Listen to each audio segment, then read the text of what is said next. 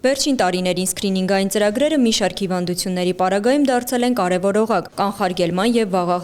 հարցում։ Այսօր արդեն մի շարք սկրինինգային ծրագրեր հասանելի են նաև առողջության համընդհանուր ապահովագրության շրջանակում։ Ներառված են ինչպես մանկական, այնպես էլ մեծահասակների մի շարք հիվանդությունների, այդ թվում քաղցկեղի վաղ հայտնաբերման նպատակով 3 սկրինինգային ծրագրեր՝ արգանդի պարանոցի, կոլորեկտալ և կրծքագեղձի։ Կոլորեկտալ քաղցկեղի սկրինինգային ծրագիրը հասանելի կլինի մինչև տարվա վերջ, այս պահին դեռ հասանելի չի,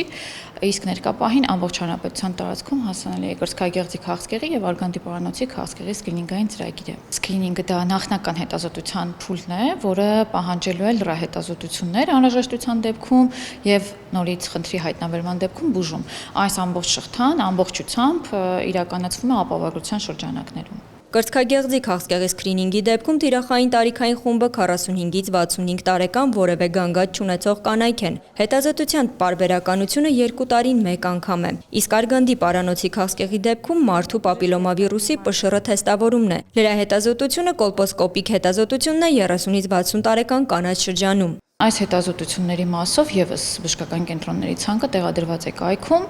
Պարզապես նշեմ, որ տեստավորման համար հասանելի է առողջության առաջնային պահպանման օղակներում ամբողջ հանրապետության տարածքում դա պոլիկլինիկաներն են, ամբուլատորիաները,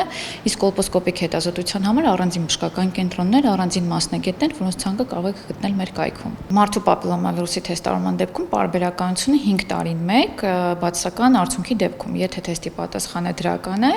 կինը անցնում է կոլպոսկոպիկ հետազոտություն 2 ծավալով։ Եթե խնդիր է տեսնում բժիշկը, իրականացնում է բիոպսիա հետագայացվածաբանական հետազոտությամբ, եթե խնդիր չի տեսնում, 1 տարի հետո կինը նորից հրավիրվում է բժշկական կենտրոն անցնելու թեստավորումը։ Մասնագետի խոսքով արդեն ապացուցված է, որ արգանդի պարանոցի քաղցկեղի պատճառը մեծամասամբ հենց վիրուսն է։ Վիրուսը հայտնաբերելու ժամանակ սկրինինգի ընթացքում անավանդ, որ մենք ունենում ենք